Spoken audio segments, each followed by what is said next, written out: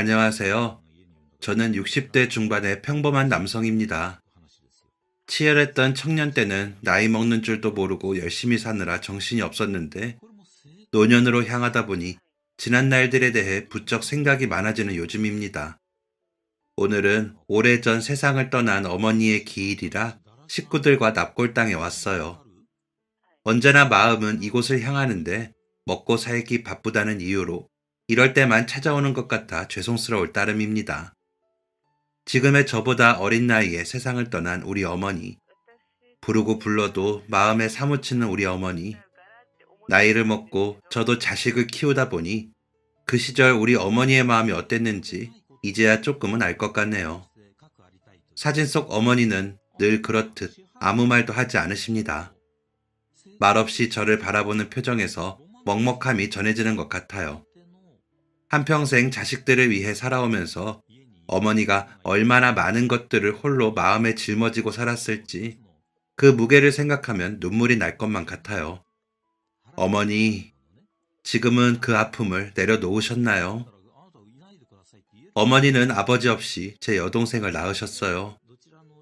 제가 5살이 되던 해 아버지가 돌아가셨는데 어머니의 뱃속에는 이미 동생이 자라고 있었거든요. 까마득한 어린 시절이었지만 저를 품에 안고 울음을 삼키던 어머니의 모습만큼은 선명하게 기억이 납니다. 아버지가 세상을 떠나고 여동생을 낳기까지 어머니는 참 힘든 시간을 견뎌야 했을 거예요.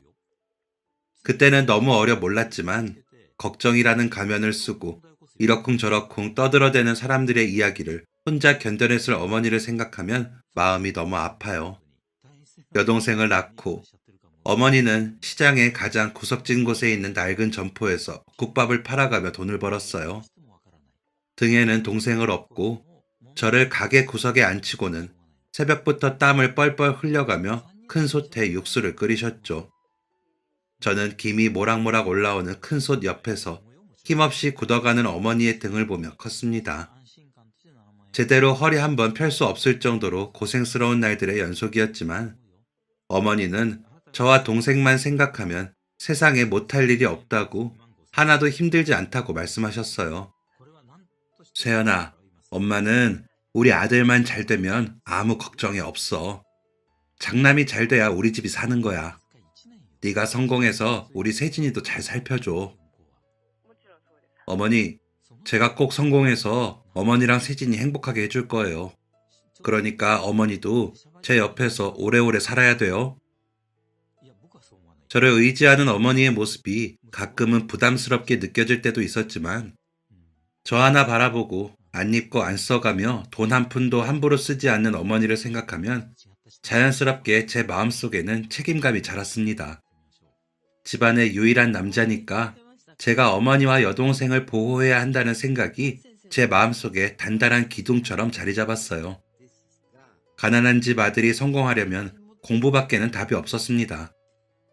다행히 저는 머리가 좋았고 노력하는 만큼 결과를 얻을 수 있었어요. 돈 벌 생각하지 말고 공부만 열심히 하라고 했던 어머니. 어머니가 주시는 학비에 얼마나 많은 땀과 눈물이 있는지 알기에 저는 더 열심히 공부에 매달렸습니다. 밤새 공부를 하느라 코피를 흘린 적도 참 많았어요. 그래도 공부만이 살 길이라고 믿으며 이 악물고 외우고 또 외웠어요. 덕분에 학교에서는 항상 상위권 성적을 유지할 수 있었습니다. 제가 서울에 있는 명문 대학교에 합격하던 날, 어머니는 한참 동안 눈물을 흘리셨어요. 해준 것 하나 없는데 혼자서 잘 자라줘서 고맙다고, 정말 대견하다고 제 머리만 한참을 쓰다듬으셨습니다. 제가 대학을 다니던 때는 건설 붐이 한참 일어나던 시기였어요. 그래서 저는 토목공학과에 진학을 했습니다. 대학 졸업 후 취업을 생각했을 때도 좋은 결정이라고 생각했어요. 대학교에 가서도 저는 잠을 줄여가며 공부와 아르바이트를 병행했어요. 아르바이트를 하면서 장학금까지 노리려니 참 힘들었지만 국밥집에서 밤낮 없이 국밥을 팔아 어떻게든 저에게 용돈을 주려는 어머니를 생각하며 단 하루도 대충 보내지 않았습니다. 1학년을 마치고 저는 곧바로 군대에 갔어요. 군대에 다녀오고 복학하기 전 어머니의 국밥집에서 일을 했었는데 젊은 청년이 들기에도 무거운 것들을 끙끙거리며 들고 다니는 어머니를 보면서 하루빨리 성공해서 어머니를 쉬게 해드리고 싶다는 생각이 커졌습니다. 대학을 졸업하고 저는 대기업은 아니지만 제법 탄탄한 건설 회사에 입사하게 되었습니다. 당연히 대기업보다는 연봉이 적었지만 면접 때 만난 사장님의 모습이 너무 인자했고 저에게 던지는 질문이 인상 깊어서 이 회사에 붙었으면 좋겠다는 생각을 했거든요. 합격했다는 연락을 받았을 때는 당연히 이 회사에 가야겠다고 생각했어요. 다녀보고 아니다 싶으면 얼마든지 이직을 하면 되니까요. 취직을 하고 정식으로 출근을 하고 보니 면접날 봤던 사장님의 긍정적인 에너지는 빙산의 일각이었습니다. 보면 볼수록 더 존경스럽고 멋진 분이었어요. 사장님은 앉아서 지시하는 사람이 아니었어요. 직원들보다 앞장서서 현장을 뛰어다니는 분이었습니다. 사장님이 이렇게 직접 발로 뛰어서 그런지 직원 수도 적고 회사 규모가 작아도 제법 탄탄하게 유지할 수 있었던 것 같았어요. 사장님은 저와 대학 동문이기도 했습니다. 그래서 그런지 직원들 중에서도 유난히 저를 좋아하고 챙겨주셨죠. 회식도 자주 하고 많은 이야기를 나누다 보니 사장님도 저와 자란 환경이 비슷했어요. 아버지를 일찍 여의고 자수성가하기까지 무척 많은 고생을 하셨더라고요. 그래서 그런지 저를 보면 자신의 어린 시절이 떠오른다며 기특하다는 말씀을 많이 하셨습니다. 회사에서 월급이라는 것을 받게 되면서 제가 목표했던 꿈에 다가가는 것 같아 마음이 들떴어요. 나만 열심히 하면 어머니와 여동생에게 장밋빛 인생을 선물할 수 있을 것 같았습니다. 그래서 힘든 것도 모르고 모든 일에 최선을 다했습니다. 고등학교를 졸업하고 엄마와 함께 국밥을 파는 여동생에게도 조금만 기다리면 호강시켜 줄 테니 그때까지만 함께 고생하자고 다독이며 살았습니다. 어렸을 때부터 생각이 깊고 철이 일찍 들었던 동생은 자신과 엄마는 스스로 먹고 살 수 있으니 그 돈 모아서 예쁜 아내 만나 결혼하라는 말을 하곤 했어요. 이렇게 서로를 위하는 가족이라면 어떤 상황도 이겨낼 수 있다고, 결국엔 원하는 대로 잘 살 거라고 단 한순간도 믿어 의심치 않았습니다. 그렇게 2년 정도 지났을까요? 저도 회사 일에 많이 적응하고 이제야 제대로 된 한 명의 몫을 하는 것 같아 일하는 것도 꽤 자신감이 많이 붙을 때였죠. 그런데요, 월급날 가족들과 맛있는 음식을 먹고 즐거운 시간을 보내는 이 소소한 행복이 저한테는 과분한 일이었나 봅니다. 어느 새벽, 갑자기 어머니가 쓰러지신 뒤로 우리 가족의 행복은 완전히 모습을 감춰버렸어요. 처음엔 단순히 과로 때문인 줄 알았어요. 그런데 어머니의 상태를 살피던 의사 선생님의 반응은 심각했고, 수많은 검사 후 어머니가 암에 걸렸다는 사실을 알게 되었습니다. 그 순간 제 꿈이 무너지는 것이 느껴졌어요. 암이라니. 지금이야 치료법도 다양하고 보험도 잘 되어 있어서 암에 걸려도 사는 사람들이 많지만 어머니가 아프셨던 그 시절에는 전부 열악한 상황이었어요. 당시 수술비만 해도 제 연봉과 맞먹는 수준이었고 치료비도 마찬가지였죠.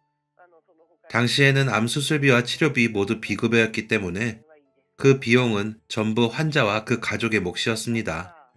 답답했어요. 어머니가 아픈데 돈 때문에 걱정을 해야 하는 현실이 끔찍하게 싫었습니다. 세연아, 나는 괜찮다. 어차피 나이 들고 병들어서 갈 때 되면 다 가는 건데 뭘 더 얼마나 살겠다고 그 큰 돈을 수술비로 쓰니. 어머니, 그게 무슨 말씀이세요? 저랑 세진이는 어떡하라고? 수술 무조건 받으셔야 돼요. 제가 어떻게 해서든 수술비는 마련할 테니까요. 네? 수술 받으면 그 다음은? 치료비 그거 한두 푼 드는 것도 아닌데 하루 이틀 만에 낫는 병도 아니고 그걸 다 어떻게 감당하려고 해? 세상 어느 엄마가 자식들 등골 파먹고 살고 싶어 해. 어머니, 제발요. 아무 말씀도 하지 마세요. 제발. 어머니의 말씀이 이해되지 않는 것은 아니었어요. 국밥하라 자식들 이만큼 키워내느라 제대로 모아둔 돈도 없었던 어머니는 당신의 수술비며 치료비가 오롯이 저와 동생이 해결해야 하는 짐이라고 생각하셨던 것 같아요. 그런 어머니의 마음을 모르는 것은 아니었지만 수술을 못하는 상황도 아니고 할 수 있는데 그러면 얼마가 됐든 더 살 수 있는데 어떻게 포기할 수 있겠습니까? 며칠 뒤 동생이 울면서 저에게 봉투 하나를 건넸습니다. 이게 뭐야? 오빠, 이거 내가 국밥집에서 일하면서 엄마한테 받았던 돈이야. 나도 이것저것 쓰느라 많이 모으지 못했는데 이거 내 전 재산이거든. 그러니까 이 돈도 엄마 수술비에 보태줘. 여동생이 건넨 봉투를 열어보니 이리저리 손을 타서 꼬질꼬질한 지폐가 가지런히 담겨 있었습니다. 말로는 얼마 되지 않는다고 했지만 100만 원에 가까운 돈이었어요. 몇 년 동안 얼마나 애써서 모았을지 안 봐도 눈에 훤했습니다. 여동생의 간절한 마음이 느껴져서 눈물을 멈출 수가 없었어요. 세진아, 오빠 믿지? 오빠가 어떻게 해서든 어머니 수술 받을 수 있게 할게. 어머니 반드시 살릴 테니까. 그러니까 너는 어머니만 잘 살펴줘. 여동생에게는 큰 소리를 쳤지만 막상 해결하려니 마음이 바빠졌습니다. 제가 그동안 모은 월급과 여동생이 모은 돈으로 수술비는 해결할 수 있을 것 같았어요. 그 다음이 문제였죠. 그 무렵 제가 말수도 줄어들고 표정이 어두워진 것을 느낀 사장님이 사장실로 저를 부르셨어요. 요즘 어머니 일에 신경 쓰느라 회사 일에 조금 소홀했기에 혼날 각오를 하고 사장실에 들어갔습니다. 잔뜩 쫄아있는 저에게 사장님은 웃으며 음료수를 건네셨어요. 자네, 요즘 혹시 무슨 일 있나? 안 그러던 사람이 졸고 있질 않나? 지금이야 현장 일이 덜해서 다행이지만 현장에서 그러다가 큰일 날 수 있어.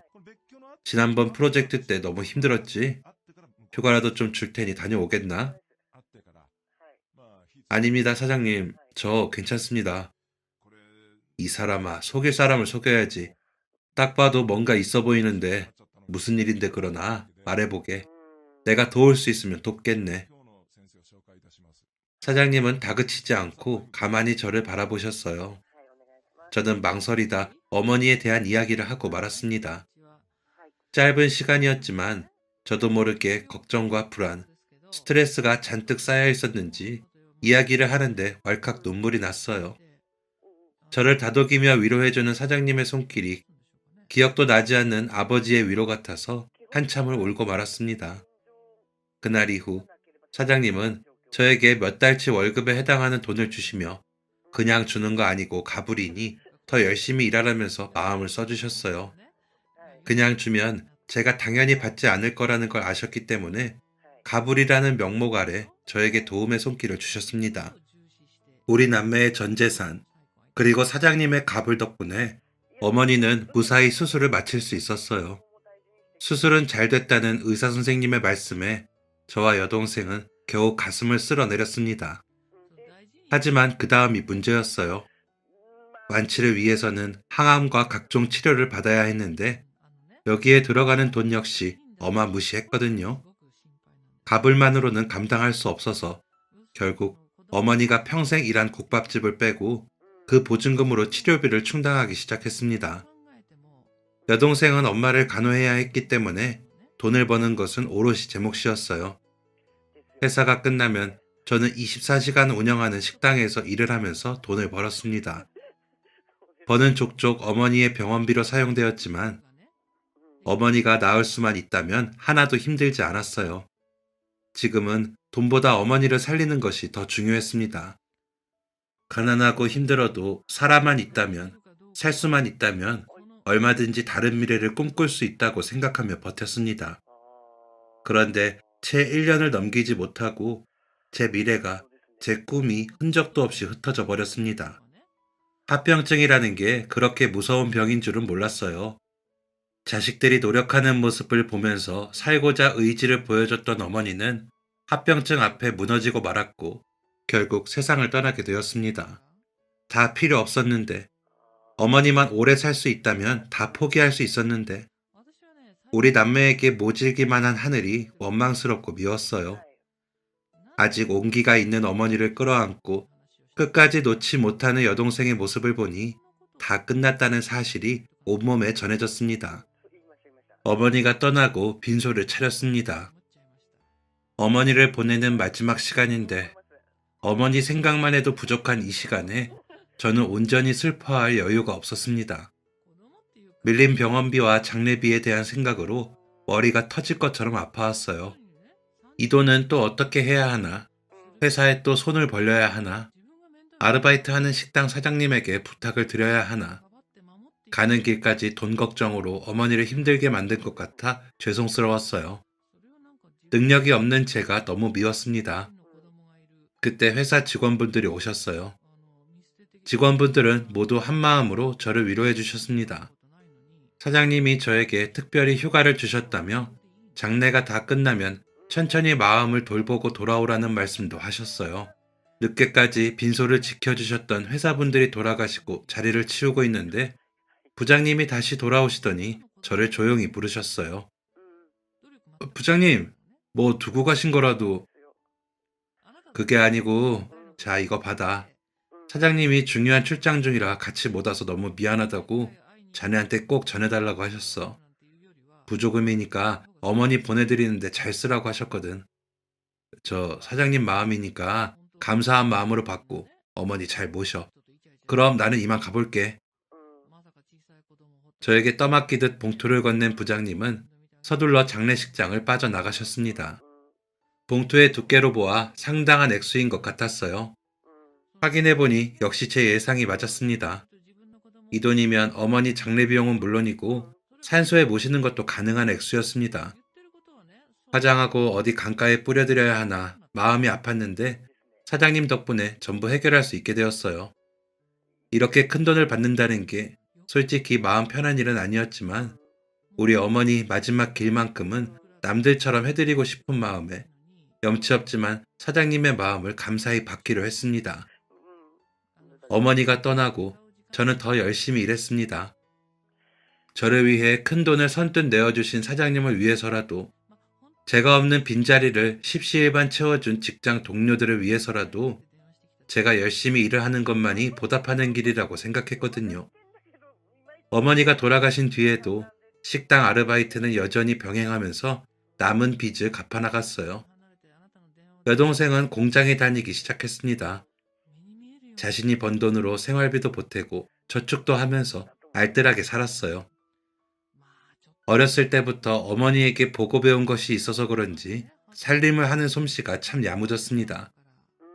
그렇게 몇 년 동안 우리 남매는 열심히 돈만 벌었어요.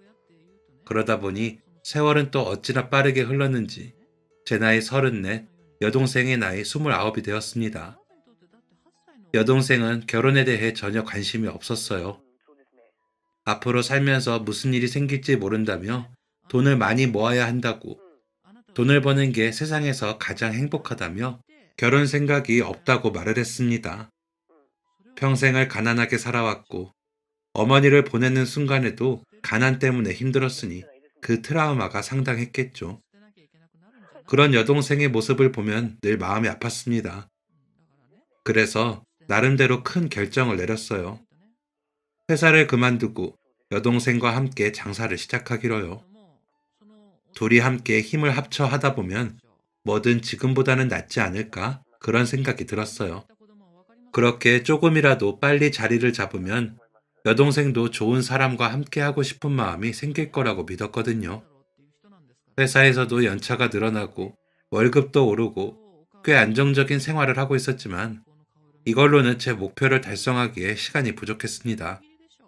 사표를 내고 사장님께 이야기를 하던 날 사장님은 무척 안타까워하셨어요. 거참 섭섭하네. 아무것도 모르는 사람 열심히 가르쳐놨더니 그만둔다고 하고 자네가 가면 나는 이제 무슨 재미로 사느냐 이 말이야. 죄송합니다 사장님. 여동생과 저에게 새로운 목표가 생겼거든요. 그동안 모은 돈으로 그 목표 한번 이뤄보려고요. 자네 생각이 그렇다면 어쩔 수 없지. 자네는 분명 뭘 하든 성공할 거야. 어디서 뭘 하든 자네가 그 목표 꼭 이루길 바라고 있겠네. 나중에 꼭 성공해서 보자고. 정들었던 회사 생활을 끝내고 저는 여동생과 함께 서울과 가까운 지방으로 내려갔습니다. 이제 이곳을 우리의 고향이라고 생각하고 후회 없이 살아보자고 약속했어요. 저와 여동생은 임대료가 저렴한 식당을 얻어 국밥 장사를 시작했습니다. 평생 어머니의 국밥을 먹어온 저와 여동생은 국밥에 관해서는 자신 있었거든요. 여동생은 어머니와 장사도 오래 했기 때문에 다른 메뉴는 후보에도 있지 않았어요. 식당을 정식으로 개업하기 전 몇 날 며칠을 식당에서 국밥만 만들면서 만발의 준비를 했습니다. 어머니의 레시피를 떠올리며 더 제대로 된 맛을 내려고 무척 노력했어요. 얼마나 시간이 흘렀을까요? 저와 여동생 모두가 만족할 만한 맛이 나왔을 때 드디어 정식으로 개업을 하게 되었습니다. 처음엔 근처에 있는 직장인들이 찾기 시작했어요. 전날 술을 마신 회사원들은 점심시간이면 꼭 우리 국밥집에 들러 해장을 하고 가곤 했습니다. 애매한 시간에는 택시 기사님들이 많이 찾아주셨어요. 택시 기사님들은 우리 남매의 국밥을 칭찬하며 손님들에게 추천을 해주시기도 했어요. 덕분에 입소문을 타고 하나둘 손님들의 발길이 이어졌습니다. 다른 메뉴 하나 없이 메뉴판에는 국밥 하나뿐이었는데 신기하게 손님들이 좋아하셨어요. 음식은 정성이라는 어머니의 말씀을 가슴에 새기고 우리 가게를 찾아주시는 고마운 분들을 위해 뚝배기 가득 아낌없이 재료를 담아 대접한다는 느낌으로 국밥을 드렸습니다. 음식을 만들어 파는 사람이라면 기본으로 해야 할 것에 충실한 것뿐이었는데 그렇게 살다 보니 어느덧 손님들이 줄을 서서 드실 정도로 맛집이 되어 있었습니다. 그 동네 돈은 우리 남매가 다 끌어모은다는 소문이 돌 정도로 가게 앞은 문전성시를 이뤘어요. 덕분에 예상했던 것보다 훨씬 더 빨리 많은 돈을 모을 수 있었습니다. 여동생은 단골 손님으로 왔던 회사원과 연애를 시작해 결혼을 했습니다. 남부럽지 않게 여동생을 시집 보내고 저도 제 식당에서 일을 하던 직원과 마음을 나누고 늦게나마 결혼식을 올릴 수 있었어요. 결혼은 사치라는 생각으로 꿈도 꾸지 못했던 시절이 있었는데 남부럽지 않게 살고 있는 지금이 행복하면서도 어머니를 생각하면 마음이 아팠습니다. 제가 지금처럼 부자였을 때 어머니가 아팠더라면 돈 걱정 없이 마음껏 치료만 신경 썼다면 얼마나 좋았을까. 어머니에 대해 죄스러운 마음이 커질수록 남은 가족들에게 더 아낌없는 사랑을 주려고 노력했습니다. 여동생은 결혼 후에도 저와 함께 국밥집을 운영했어요. 아이를 낳고 육아를 했던 짧은 시간을 제외하고는 늘 저와 함께였습니다. 어머니의 등에 업혀 칭얼거리던 갓난아기가 언제 이렇게 커서 이렇게 제 옆을 든든하게 지키고 있는 건지, 여동생이 제 옆에 있다는 게 살아가는데 얼마나 큰 위안이 됐는지 몰라요. 저보다 돈 관리를 꼼꼼히 하는 여동생 덕분에 우리는 장사를 시작한 지 몇 년 만에 큰 건물을 지어서 확장 이전을 할 수 있었습니다. 가게 규모를 넓힌 뒤로는 손님들이 기다리는 시간이 줄어들어서 얼마나 다행이었는지 몰라요. 규모를 넓힌 뒤에도 여전히 식사 시간에는 1층과 2층이 가득 찰 정도로 손님들로 가득했습니다. 그날도 손님을 맞이하느라 정신없는 시간을 보내고 있었습니다.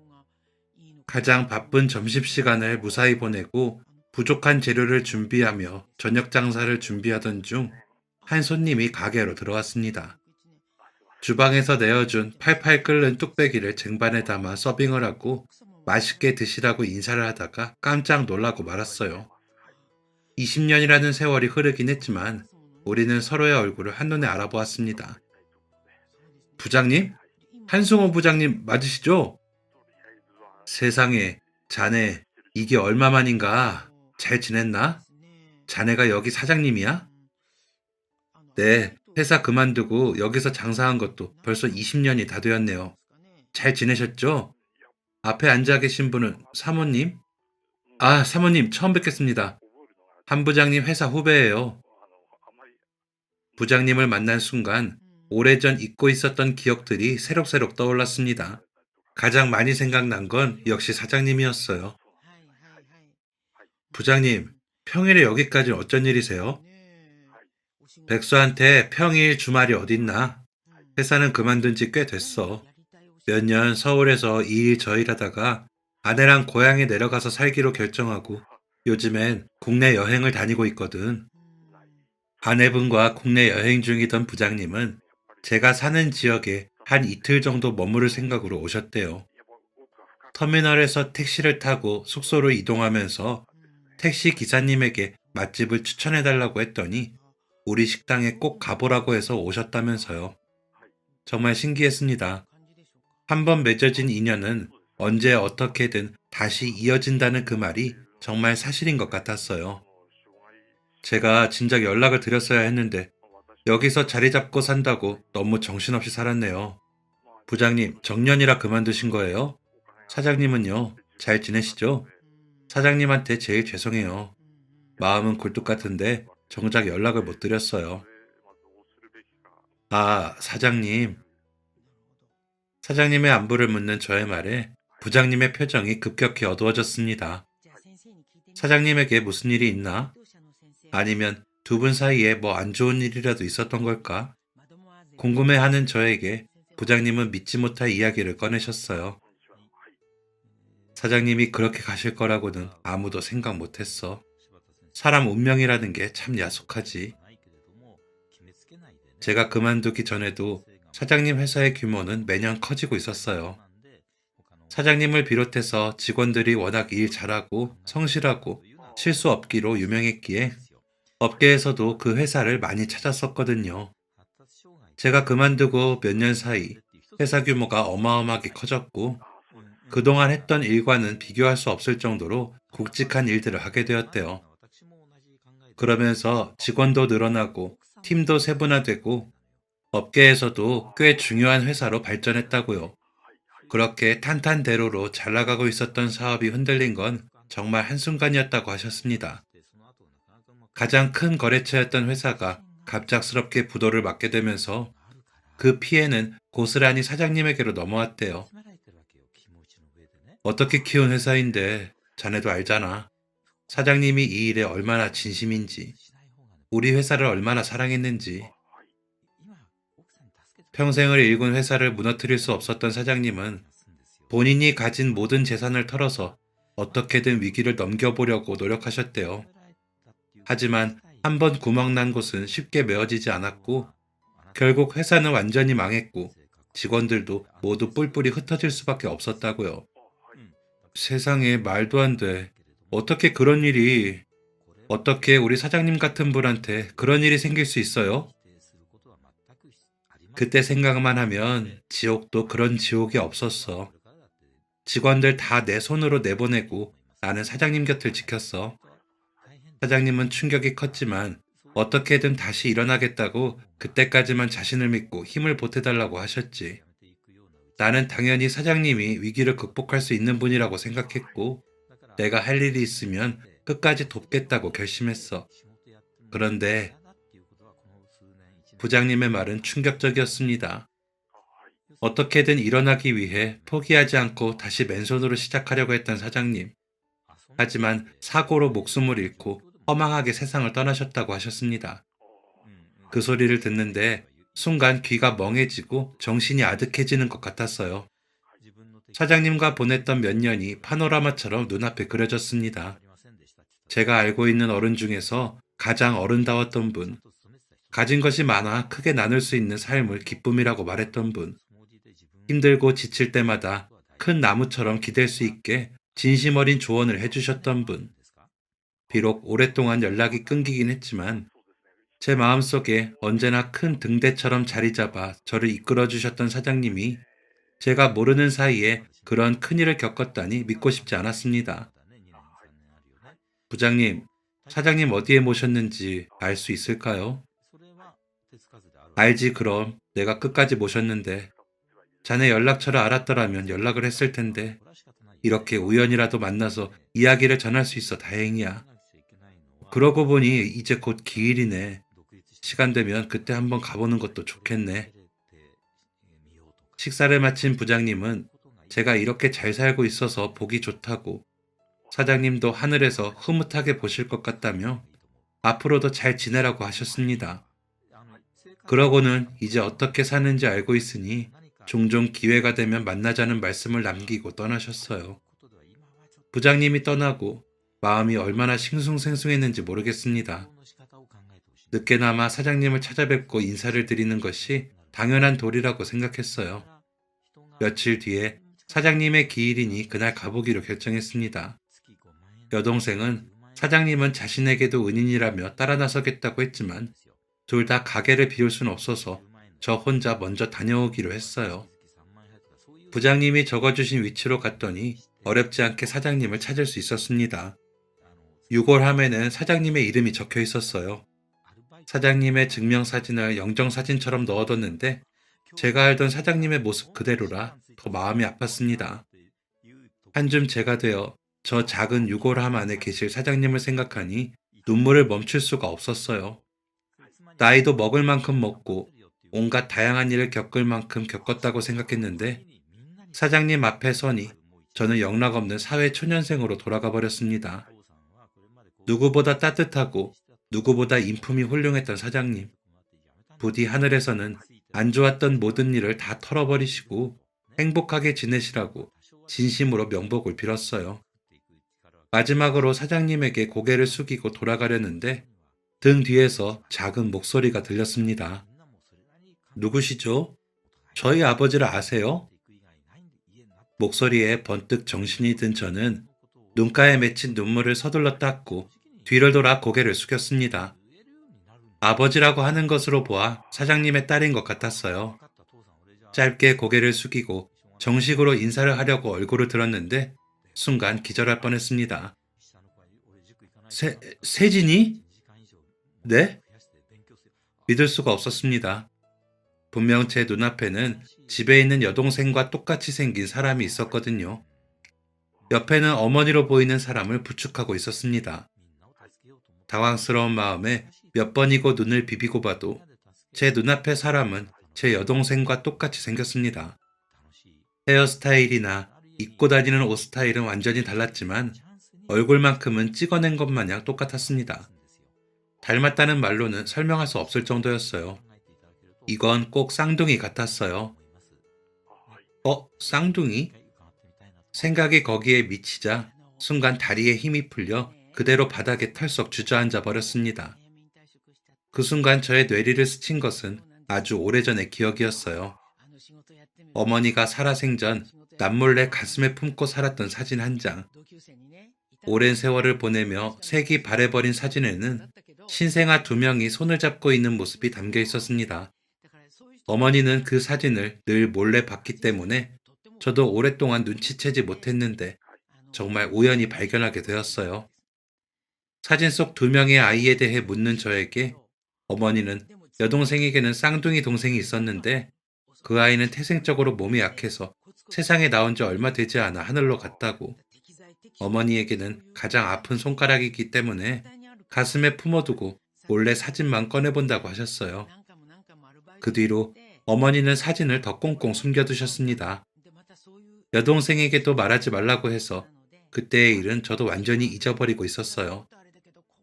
그때는 한 명이 세상을 떠났다는 말을 아무 의심 없이 믿었는데 눈앞에 여동생과 똑같이 생긴 사람이 나타난 것을 보니 사고 회로가 정지해버린 것처럼 멍해졌습니다. 자신을 보고 못 볼 걸 본 것처럼 행동하는 저를 향해 사장님의 딸이 말했습니다. 괜찮으세요?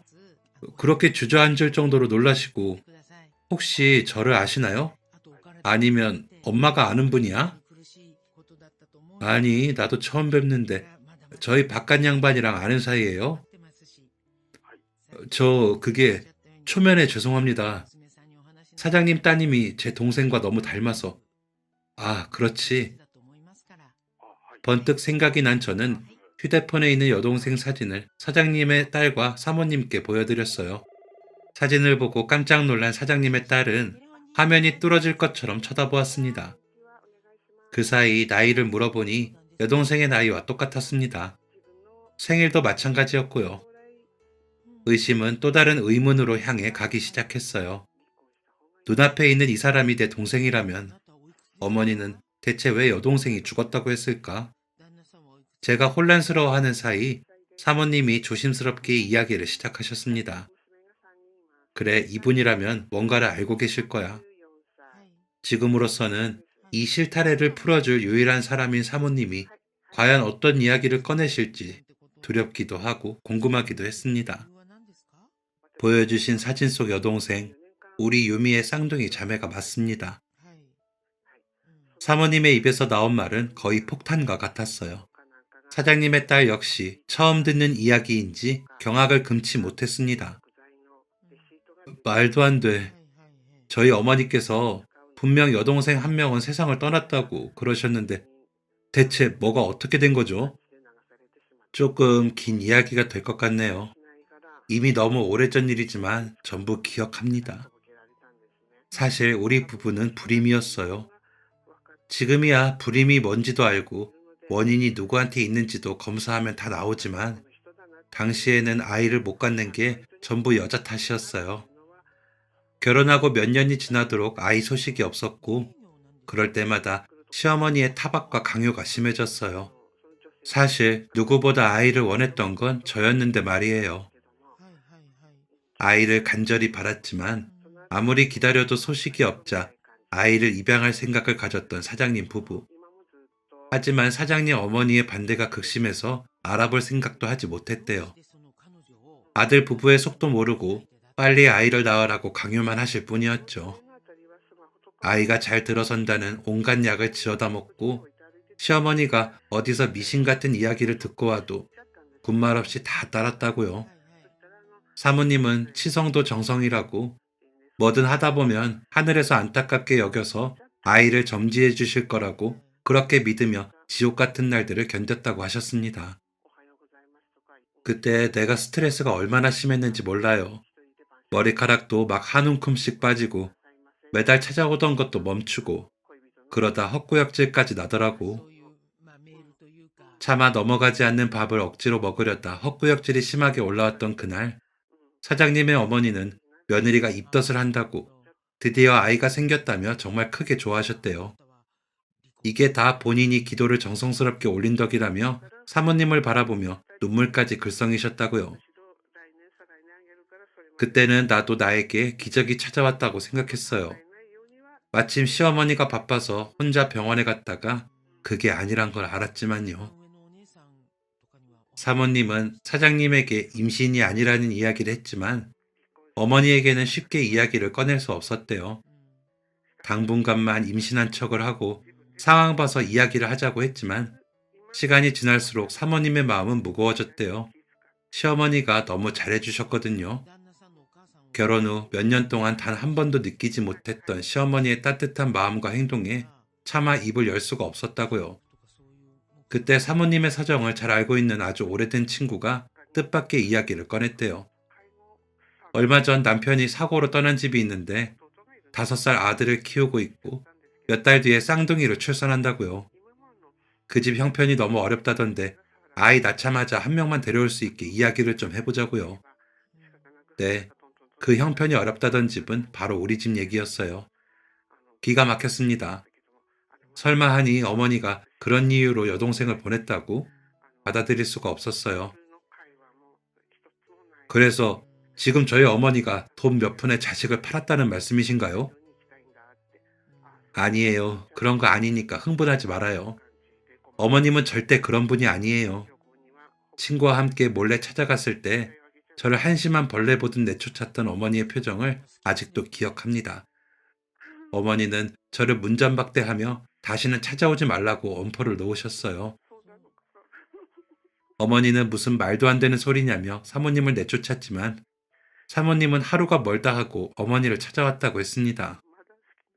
아무것도 모르고 바닥에 엎드려 자고 있는 저를 보며 아들을 생각해서라도 다시 생각해달라고 매달리고 사람 3명 살리는 셈 치고 다시 생각해달라고 매달리고 집안이 이렇게 어려운데 쌍둥이 중 한 명이라도 잘 키우는 게 어머니의 마음에도 좋지 않겠냐며 매달렸대요.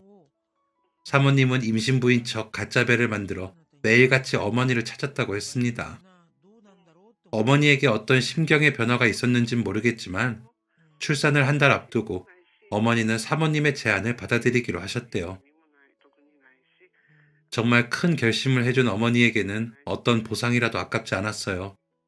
남편과 상의해서 당시 일반 직장인이 10년의 일을 해야 벌 수 있는 돈을 보상금으로 드리려고 했지만 어머니는 끝내 거절하셨어요. 없는 집이라 자식 보내는 것도 서러운데 어디 파는 것도 아니고 돈까지 받고 싶진 않다고요. 약속한 것처럼 남부럽지 않게 키워만 달라고 당부하셨어요. 얼마나 울었는지 잔뜩 부은 눈으로 말하는 어머니의 모습에 사장과 사모님은 몇 번이고 죄송하고 감사하다는 인사를 전했대요. 그러고는 보상금 대신 쌀과 미역, 고기처럼 어머니의 산후조리에 필요한 것들을 잔뜩 보냈대요. 물론 그마저도 어머니가 받지 않겠다고 하셔서 원하는 만큼 주진 못했다고요. 친정에서 아이를 낳는다는 핑계를 대고 어머니의 출산을 옆에서 지켜봤어요. 그때 종종 걸음을 걸으며 문 밖에서 떨던 꼬마가 이렇게 자랐군요. 그렇게 3, 7일이 지나고 저는 우리 유미를 데리고 떠났습니다. 제가 어머니께 드릴 수 있는 건 사진 한 장뿐이었어요. 그날 이후로는 서로 완전히 연락을 끊고 지냈어요. 아이를 데리고 집에 간 사모님은 매 순간 자신이 낳은 자식보다 더 큰 정성을 쏟아 아이를 키웠다고 했습니다. 그 모습을 보고 친엄마가 아닐 거라고 의심하는 사람은 단 한 명도 없었어요. 당사자인 사장님의 딸 역시 마찬가지였고요. 아이가 자라면서 가끔 저희 어머니와 제 여동생 생각이 났지만 아이가 주는 행복이 너무 커서 애써 기억에서 지우고 살았대요. 저는 정말로 몰랐어요. 살면서 제가 부모님의 친딸이 아니라는 생각은 단 한 번도 해본 적이 없었어요. 정말 몰랐어요. 죽은 줄만 알았던 여동생이 살아있다는 사실은 저한테도 큰 충격이었지만 충격으로 따지자면 당사자가 더 크겠죠. 돌아가실 때까지도 아무 말씀을 하지 않았던 어머니가 처음으로 원망스럽게 느껴졌습니다. 남편 사업이 갑자기 망하면서 우리 유미의 친어머니 생각이 참 많이 났어요. 천륜을 어기는 짓을 해서 이렇게 벌을 받는 걸까? 이 죄를 내가 어떻게 갚아야 할까? 마음이 너무 아팠는데 남편의 납골당해서 유미의 오빠를 만나게 될 줄은 몰랐습니다. 사모님의 말이 끝났지만 저는 아무 말도 할 수 없었어요. 뭐라고 이야기를 꺼내야 할지 쉽게 입이 떨어지지 않았습니다. 대신 천천히 다가가서 55년 만에 만난 제 막내 여동생을 안아주었습니다. 막내는 제 품에서 한참 동안 눈물을 흘렸어요. 저는 막내를 토닥이며 사장님이 저에게 어떤 존재였는지 이야기했습니다. 힘들었던 시절 든든하게 저를 지켜주셨던 사장님, 어머니가 아팠을 때도 결국 세상을 떠났을 때도 사장님 덕분에 잘 보낼 수 있었다고 말씀드렸어요. 사모님은 이런 인연이 있을 수 있냐며 놀라워하시면서도 남편이 그렇게나마 그때 일에 대해 갚은 것 같아 다행이라며 마른 손으로 눈가를 훔치셨어요. 사장님의 사업이 망한 것과 어떻게 세상을 떠나셨는지 다 알고 있었기 때문에 여동생과 사모님이 어떻게 지냈는지 걱정이 되었습니다. 저 사장님이 재산도 전부 다 쓰셨다고 들었어요. 지금은 어떻게 지내세요? 조심스러운 제 질문에 입을 연 건 막내 여동생이었습니다. 사장님이 사업이 망하고 남편이 이혼을 하자고 했다고요. 아이도 없이 사랑만 가지고 30년 가까이 함께 살았던 사람이 한순간에 태도를 바꿨을 때는 더 이상 내려갈 바닥이 있는지 궁금해지기까지 했다고 하더군요. 사장님 사업이 망했을 때 남편의 돈도 빌려서 썼기 때문에 변변한 재산 분할도 없이 이혼을 하게 되었고 지금은 단칸방에서 사모님과 함께 지내고 있다고 했습니다. 마음이 너무 아팠어요. 당장이라도 함께 집으로 가고 싶었지만 집에 있을 또 다른 여동생도 걱정이었어요. 우리는 조만간 동생과 함께 만나자는 약속을 하고 헤어졌습니다.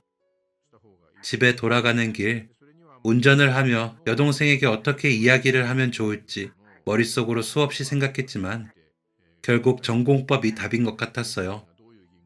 사장님께 인사 잘하고 왔냐는 여동생에게 저는 집에 오기 전 찍은 다른 여동생의 사진을 보여주었습니다. 여동생은 믿을 수 없다는 듯 대체 이 사진이 뭐냐고 물었어요. 저는 아무것도 모르는 여동생에게 사실은 쌍둥이로 태어났다는 것부터 설명을 시작했습니다.